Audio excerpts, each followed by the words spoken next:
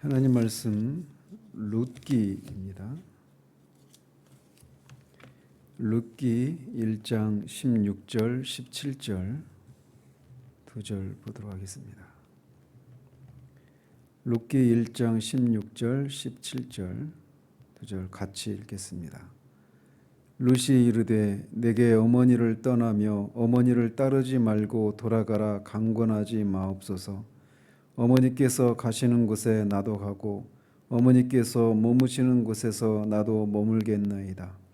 어머니의 백성이 나의 백성이 되고 어머니의 하나님이 나의 하나님이 되시리니 어머니께서 죽으시는 곳에서 나도 죽어 거기 묻힐 것이라.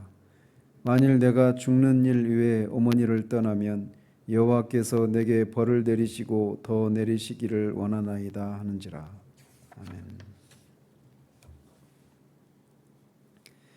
어제는 룻기의 저자가 누구인지 또 언제 기록이 되었는지 룻기를 기록한 목적이 무엇인지 룻기의 구조는 어떻게 되었는지 등에 대해서 살폈습니다. 오늘은 두 번째 서론 부분으로 룻기의 주제 그리고 룻기에 나타난 그리스도 또 룻기가 현대를 살고 있는 우리들에게 어떤 것을 교훈하고 있는지 등에 대해서 살피고 내일부터 본격적으로 말씀을 강의를 하도록 하겠습니다. 룻기는 좁게 보자면 사사시대와 같이 영적으로 타락한 시대에도 개인적인 신앙을 순결하고 헌신적으로 지켜서 하나님께 복을 받는다라고 하는 그런 이야기고, 또 넓게 보자면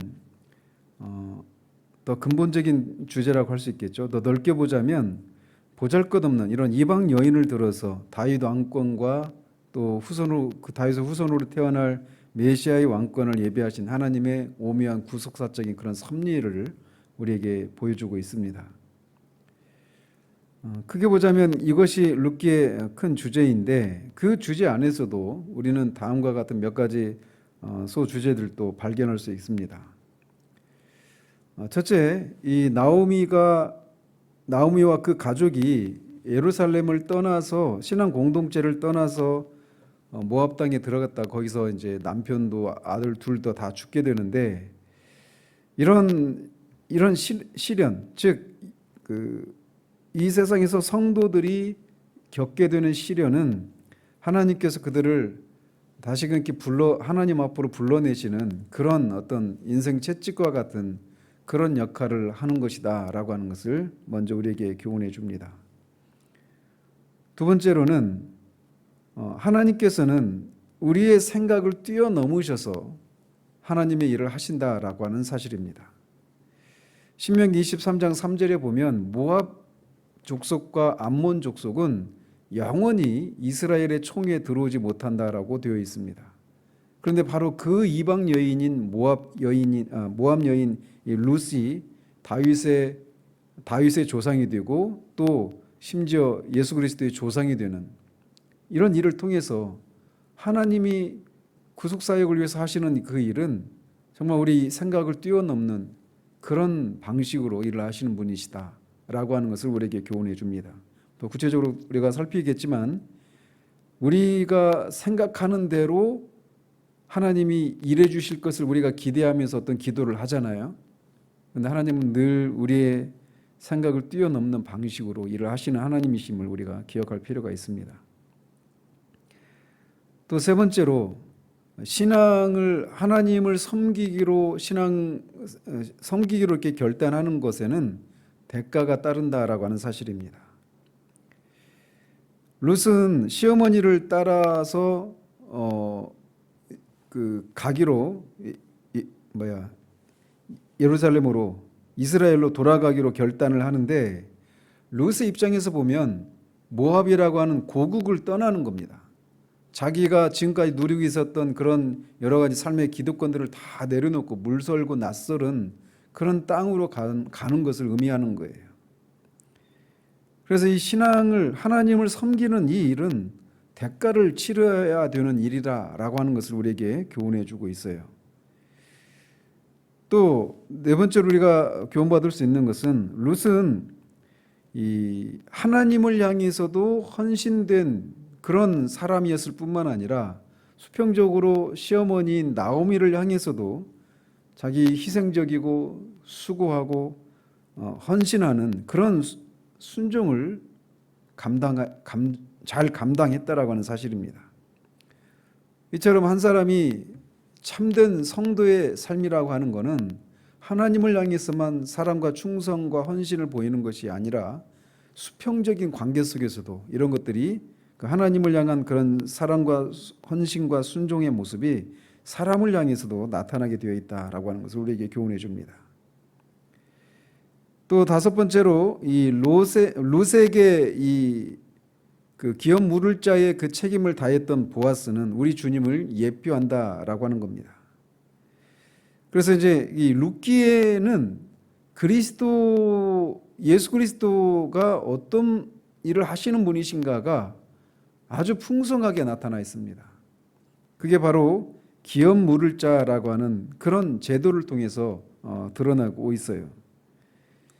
그래서 이 기업 물을 자라고 하는 명사, 또 기업 물음, 또 기업을 무르다 이런 동사까지 포함하면 룻기에 20여 차례가 넘게 이 기업을 무르는 것과 관련된 단어들이 사용되고 있습니다. 히브리어로 고엘이라고 하는데 기업 무를 자를 이 고엘이라고 하는 제도가 이 룻기에 굉장히 많이 등장하는데 바로 그것이 예수 그리스도를 예표하는 것이란 말이죠. 그래서 룻기에는 그리스도가 굉장히 많이 드러나고 있어요. 이 친족 구속자라고 그렇게 말을 하기도 하고 또 기업 물을 자 이렇게 부르기도 하는데 이 제도는 세 가지 역할을 합니다. 기업 물을 자는. 그래서 가까운 친족들 안에서 억울하게 그 죽은 사람의 그 원수를 그 복수해 주는 일을 하기도 합니다. 기업 물을 자가. 또 계대 결혼법이라고 해서 형제 중에 결혼을 했는데 자식을 못 낳고 또는 결혼을 못하고 죽은 형제가 있다. 그 결혼을 했는데 자식을 못 낳고 죽은 경우에는 그 형제 아내를 취해서 그 형제가 계속 가게가 이어지도록 하는 혈통을 잇게 해주는 그런 역할도 해주고, 그리고 나아가서 형제가 막 가난해가지고 자신의 땅을 기업을 팔았을 경우에 그것을 되사서 그 형제에게 다시 돌려주는 그런 일을 하는 사람이 바로 이 고엘이었습니다. 이 고엘 제도가 말씀드린 것처럼 이 예수 그리스도께서 죄인된 우리를 구속하는 그 구속 사역을 정말 풍성하게 예표해주고 있다라는 말이죠. 그래서 이렇게 고엘 제도의 근본 목적이 혈통을 보존하고 또 억울한 죽음을 복수해주는 것을 통해서 그 사람의 생명을 보존해주는 그런 일을 하는 것이 고엘 제도인데, 바로 그 모습이 우리를 대신해서 자신을 희생해서 우리에게 영생을 보장해 주시는 그 그리스도의 구속 사역을 예표합니다. 또 고엘이 기업을 친족을 대신해서 그 값을 그 친족이 판 그 기업을 값을 치르고 대신 사서 그거를 다시 그 사람에게 돌려주는 것처럼 예수님이 우리의 죄값을 대신 치르시고 우리를 죄로부터 건져주시는 이것을 또 고엘 제도가 예표해주고 있습니다. 그리고 이 고엘 제도는 고엘 의무가 있다고 해서 그냥 다 하는 것도 아닙니다. 그거를 내가 자원하는 사람만 고엘의 임무를 감당할 수가 있는 거예요. 그런데 예수님이 그렇게 우리의 죄값을 대신해서 우리를 구속해 주신 이 일은 누가 강요해서 하신 것이 아니라 주님이 스스로 자원해서 하신 것이라고 하는 사실을 통해서도 이 룻기에 등장하는 이 보아스에 의해서 실천된 이 고엘 사건은, 고엘이라고 하는 이 제도는 장차 오실 그 예수님의 구속 사역을 아주 풍성하게 보여주고 있다라는 거죠. 그리고 이 보아스를 통해서 보아스가 이 고엘 임무를 수행했을 때 룻과 나오미가 행복해진 것처럼 그리스도의 이 구속 사역을 통해서도 우리가 복을 누리게 된다라고 하는 면에서도 이 룻기 속에는 그리스도의 사역이 풍성하게 드러나 있습니다. 그래서 이 룻기는 이 구약의 사사시대 속에서 일어난 그런 사건인데, 이 그런 속에서 일어난 그 사건이 현대를 살고 있는 우리들에게는 무엇을 교훈해 주는가? 그것은 가장 큰 메시지는 앞에서도 잠시 말씀드린 것처럼 이 사사시대는 굉장히 영적으로 암울한 그런 시대였습니다. 그래서 사사시대 그 이스라엘의 왕이 없으므로 사람들이 자기의 소견에 옳은 대로 행했다라고 그렇게 평가를 내리면서 그 각종 도덕적으로 종교적으로 정말 문란하고 정말 완전히 무너져 버린 그런 극도의 혼란스러운 그런 시대가 사사시대인데, 그런 시대, 그 암흑의 시대에 룻이라고 하는 이런 순결한 신앙을 가진 사람이 있었다라는 거예요. 그래서 그 여인을 통해서 하나님이 다윗과 예수님의 조상이 되게 하시는 이런 일을 하셨단 말이죠. 그래서 가장 큰 주제는 하나님이 정말 구속사역, 그 암울한 시대에도 하나님은 하나님의 그 구속사역을 완성하시는 그 일을 진행하고 계셨다라는 거예요. 근데 그 진행하시는데 쓰임받은 사람은 아무도 기대하지 않았던, 룻이 뭐 그런 것을 기대했겠습니까? 그리고 룻이라고 하는 사람이 어떤 사람인가? 그 이스라엘 총에 들어올 수도 없는 그런 사람인데, 그 사람이 이스라엘 총에 들어온 것은 물론이거니와 다윗 왕과 이 예수 그리스도의 조상이 되게 하는 그런 일을 하신 것을 통해서 이 하나님의 구속사역의 신묘함과 오묘함을 우리에게 보여주고 있다라고 하는 면에서 현대 신앙인의, 현대를 살고 있는 우리들에게 가장 큰 교훈은 바로 그 사실입니다. 그리고 이 구약에는 구약의 그 구속사는 이스라엘 민족이 주축이 되어 있었습니다.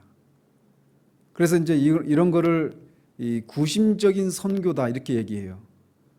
반대가 원심적인 선교다. 신약은 원심적인 선교다 이렇게 얘기를 하고, 구약은 구심적인 선교다 이렇게 얘기를 합니다. 즉 안쪽으로, 이스라엘 백성 안으로 외부에서 들어오는 거예요. 근데 신약은 이제 이게 밖으로 퍼져 나가는 거죠. 그래서 구약 시대에는 구속사가 이스라엘 민족이 주축이 되어서 진행이 됩니다. 그런데 그런 속에서도 혈통적으로 이스라엘 민족이라고 다 하나님의 택한 백성이 되는 것은 아니었다라고 하는 것을 이스라엘 백성들의 역사를 통해서 우리가 보게 되는데, 또 반대로 그래서 이 혈통적으로 이스라엘 백성이었다가 그 총에서 쫓겨나는 일도 있어요. 그런데 그런 시대에 혈통적으로는 이방인이어도 여호와 하나님에 대한 신앙을 고백하고 율법을 준수한다면 이렇게 누구나 택한 백성이 될 수 있다라고 하는 것을 이 구약 시대에도 보여주고 있어요. 그렇다면 하물며 이 신약 시대에는 더욱더 그런 것들을 그런 가능성이 더 크다라고 하는 것을 우리가 교훈받게 되는 거죠. 그리고 이 룻이 살던 시대는 말씀드린 것처럼 전반적으로 하나님을 향한 신앙이 아주 크게 퇴조했던 그런 영적인 암흑기라고도 부를 수 있는 그런 시대였습니다. 그럼에도 불구하고 룻 개인은 하나님을 향한 신앙의 순결을 지켰어요. 따라서 우리가 살고 있는 이 시대가 정말 회심의 역사도 크게 두드러지게 드러나지 않고 있고, 또 정말 그런 교회 안에 하나님의 임재나 또 개인의 그런 성도들의 삶 가운데서 하나님의 그런 동행하심의 흔적들이 풍성하게 드러나지 않는 신약의 그런 교회나 또는 부흥의 시대 때 그런 교회들의 모습과 비교해 보면 현저하게 영적으로 좀 퇴조한 시대를 우리가 살아가고 있다고 생각을 하는데, 그런 시대라고 해서 그런 시대를 살아가기 때문에 나도 어쩔 수 없다 이렇게 말할 수가 없다라는 겁니다. 사사시대에도 룻과 같은 그런 신앙의 순결을 헌신된 그런 모습을 보였던 것이 가능했던 것처럼 우리 시대에도 개인적으로 개교회적으로 얼마든지 그런 것이 가능하다라고 하는 것을 우리에게 보여주고 있어요. 그리고 이 여호와 하나님을 향한 신앙은 반드시 보상이 된다라는 겁니다. 이 나중에 살펴보겠지만 룻은 이 고엘 제도가 있다라고 하는 것을 몰랐습니다. 그거를 알고 그것을 기대하고 이 그 시어머니를 따라 나섰는 것이 아니에요. 자기가 그 들어가면 뭐 시집을 다시 가서 자식을 낳을 수 있고 그 남편의 그런 혈통을 이어갈 수 있다, 이런 생각을 하지도 못했습니다. 그리고 그 부모들이 그 판 그 기업을 다시 되살 수 있는 그런 기회가 주어질 것이다, 이런 생각도 하지도 못했습니다. 왜냐하면 그런 제도가 있다라고 하는 것을 몰랐으니까.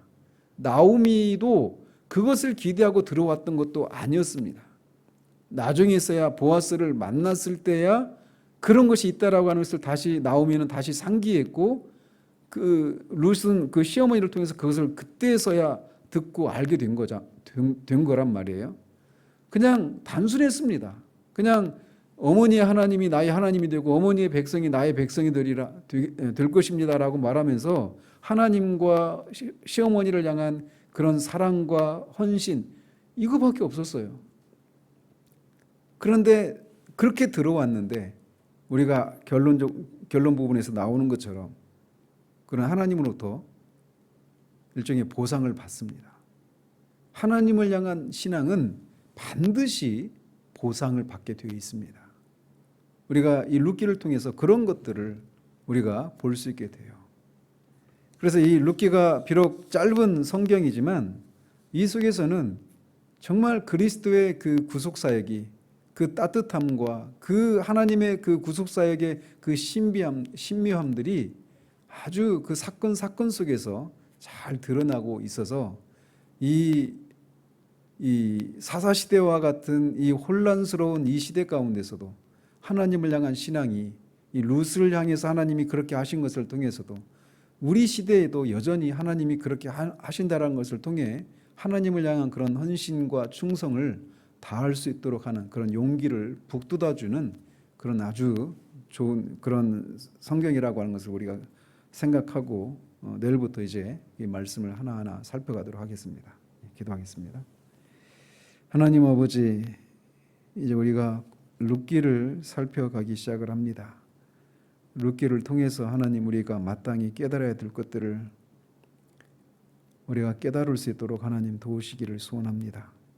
그냥 수천 년 전에 있었던 3천여 년 전에 있었던 그런 우리와는 상관이 없는 그냥 어떤 한 개인의 이야기가 아니라 그 이야기에 그 상황 가운데 일하셨던 그 하나님이 그 사건들을 통해서 드러난 그 그리스도의 구속 사역이 우리에게도 여전히 동일하게 적용될 수 있음을 우리가 볼 수 있도록 하나님 도우셔서 이 가난한 시대에 하나님을 향한 충성되고 헌신된 마음이, 그런 삶의 결단이 우리가 더욱더 굳건해지고 하나님을 그렇게 사랑함으로 또 우리에게 맡겨주신 그 책임들을 충성을 다함으로 하나님을 섬겨서 이 시대에도 하나님이 동일하게 일하시는 하나님이심을 우리의 삶을 통해, 우리 교회의 삶을 통해서 하나님 드러내는 그런 일들이 우리 가운데 있을 수 있도록 하나님 도우시기를 원합니다. 그래서 정말 주님을 향한 그런 충성의 마음이 우리 가운데 식어지지 않을 수 있도록 도우시고, 그 일을 행해 나가는 데에서 오는 그런 어려움들을 인해서 우리가 낙심하고 주저앉는 것이 아니라 오히려 용기를 얻어서 그렇게 하나님을 향해 끝까지 걸어나가는 우리 모두 될 수 있도록 주님 도우시기를 원합니다. 예수 그리스도 이름으로 기도합니다. 아멘.